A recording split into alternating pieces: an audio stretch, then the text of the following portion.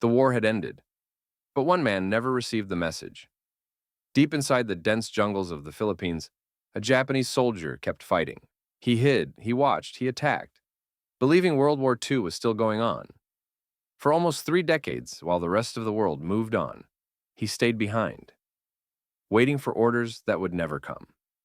This is the unbelievable true story of Hiroo Onoda, the man who refused to surrender. It's December 1944. The Japanese Empire is collapsing. Allied forces are pushing hard across the Pacific. 22-year-old Hiroo Onoda, trained in intelligence and guerrilla warfare, receives a final mission. Go to the island of Lubang in the Philippines. Destroy the enemy's airstrip. Never surrender. Never take your own life. Continue the mission, no matter what. To Onoda, these weren't just orders. They were sacred. He had been raised to believe that surrender was the greatest dishonor a soldier could face. Onoda landed on Lubang with 3 other soldiers. They built camps in the jungle, stole food from nearby farms, and carried out small raids against local police. The war was brutal, but the jungle was worse, humid, filled with insects, snakes, and endless rain. Yet to Onoda, it didn't matter. His mission was clear. What he didn't know was that in just a few months, everything would change. August 1945. The United States drops atomic bombs on Hiroshima and Nagasaki. Japan surrenders. The war is over. But Onoda doesn't believe it. The first time he hears that Japan has surrendered, it's through a leaflet dropped from the sky. It reads, "The war ended on August 15th. Come down from the mountains." He studies the paper carefully. The print looks strange.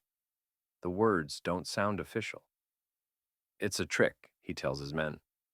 The Americans are trying to lure us out. And so they stay hidden. Weeks turn into months, months turn into years. The jungle becomes home. They cook with bamboo pots, collect rainwater, and steal rice from local farmers at night. Sometimes they fight small battles, thinking they're still serving Japan. Every time someone tells them the war is over, they laugh. "We'll only believe it when our commanding officer tells us," Onoda says. The world outside forgets them, but they never forget their duty.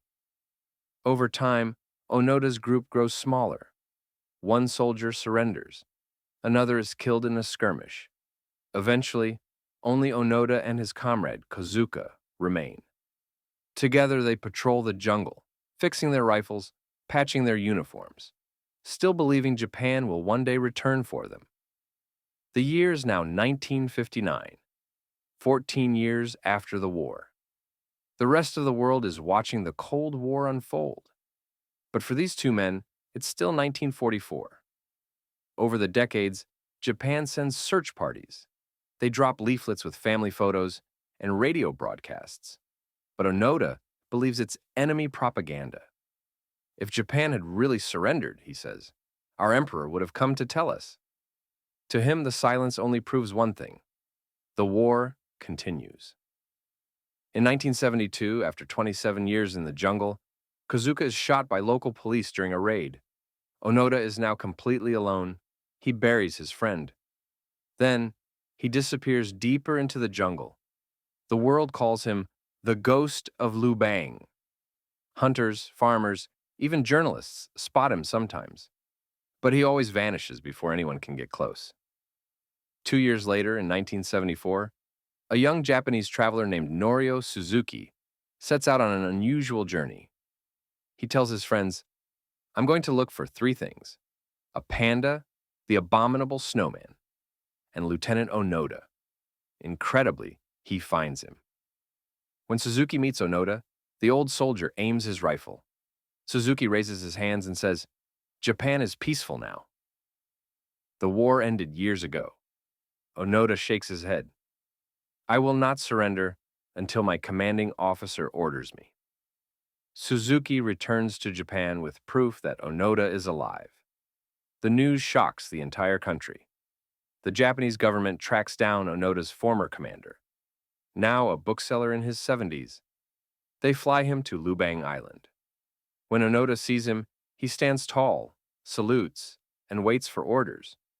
The commander reads his original order. Onoda, you are hereby relieved of your duty. After 29 years, the war finally ends for Hiru Onoda. Onoda walks out of the jungle, wearing his old patched uniform and carrying his rifle, still in working condition. He hands his sword to the Philippine president as a gesture of peace. Crowds cheer his return to Japan. The newspapers call him a hero. But Onoda doesn't smile. He says softly, I felt like a man who had been left behind by his country. He struggles to adjust to modern Japan. Skyscrapers, televisions, cars. It all feels like another planet. He moves to Brazil for several years, living quietly as a farmer. Later, he returns to Japan to teach young people about perseverance and duty, values that defined his life, but also nearly destroyed it. When asked if he regretted not surrendering earlier, he said, I was doing my duty as a soldier.